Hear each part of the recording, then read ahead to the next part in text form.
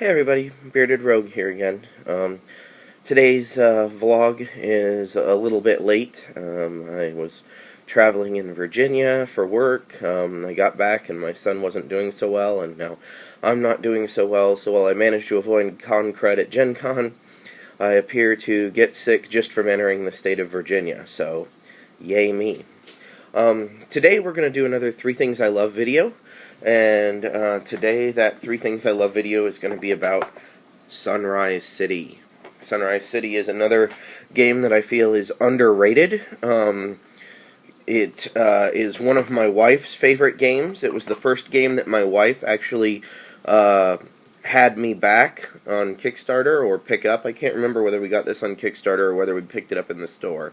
But it was one of the first games that she sought out in the hobby. She loves SimCity and Civilization and The Sims and anything like that on computer in the video game world. So she saw this one and was like, "You should get this. It looks fun," and it is fun. But let me go into why I love this game. She loves it because it's a city builder. I love it for several reasons, but the main 3 I'm going to bring up are, first of all, the components on this game are totally amazing. The thinnest tiles in the game, the zoning tiles, are this thick. The building tiles are this thick. That is the thickest chipboard I have seen in a game anywhere. It's like double the thickness of a Caverna tile. The artwork is amazing. It's very, very well done. All of the components are top-notch, high quality. I mean, it's got...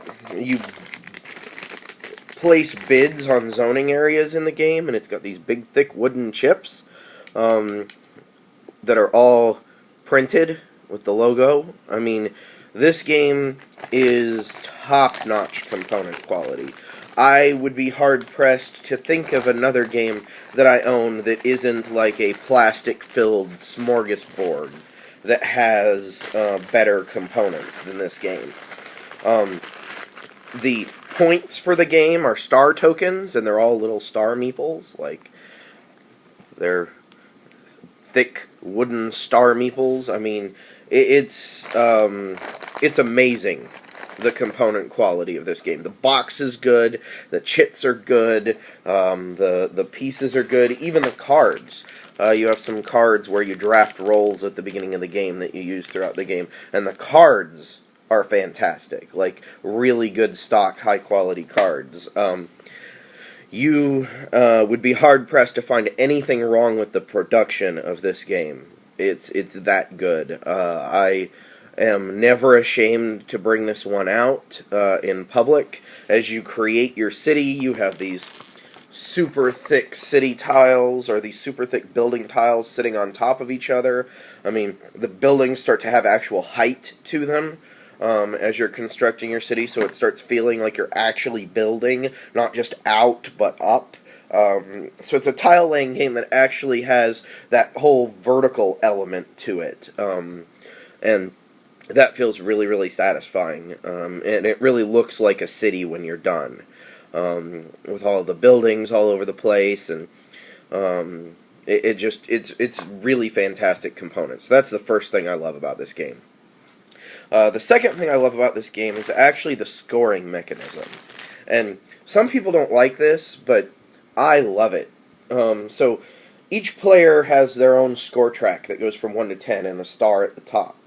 So as you place buildings and zoning tiles, and really in every phase of the game there are ways to earn points. So you get points for placing this down, and then you get points for matching the, in this case, yellow zoning tiles underneath it when you place it. So like every round you get points, but you want to, it emphasizes getting your points in exact quantities. So anytime you pass this star at the top, so anytime you earn 10 or more points, you get a star, which is 1 point towards victory at the end of the game. However, if you land on the star exactly, you get 2 stars. 2-star tokens. So it's like going So looping it is good, and some people will focus on just looping it over and over and over and over again to try to get these as quickly as they can. But it really rewards thinking about your moves. One move may be worth a ton of points, but you don't want to do it because you're all the way up here, and you're hoping to get something that'll just give you the little bit to get you 2 stars instead of making you have to lap it twice. I've never seen a scoring mechanism like this in another game, and I love it. It causes everybody at the table to think very strategically about how they're placing their tiles, because you're not just going for whatever gets you the most points. You're going for, well, you kind of are going for whatever gets you the most points, but it's not whatever will give you the biggest score. It's whatever will give you the most stars. Much like Argent the Consortium, I really love games where the victory condition is a little bit obscured or takes a little bit of thinking to work out, and this is definitely one of those games.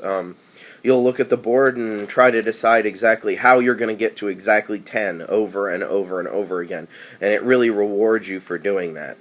I have seen people who just emphasize going as fast as they can up the track over and over and over again. I've seen them win, but there's a real benefit for planning out your moves to hit it exactly. So that's the second thing I love about this game.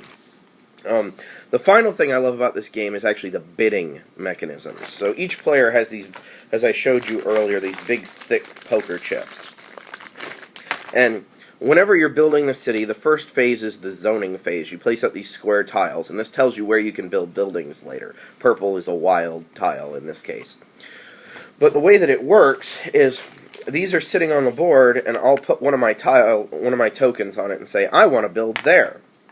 Okay? If somebody else comes along later in the turn, they can put their tile on top, or they can put their token, their chip on top of mine, and now they get the rights to build there. I can contest them for it, if I wish, and we could keep fighting over this same spot because maybe it's really important to both of us. Meanwhile, other people are just placing one token in the different squares around the map and claiming more area, while we're focusing in a contest over an area that's particularly useful to us.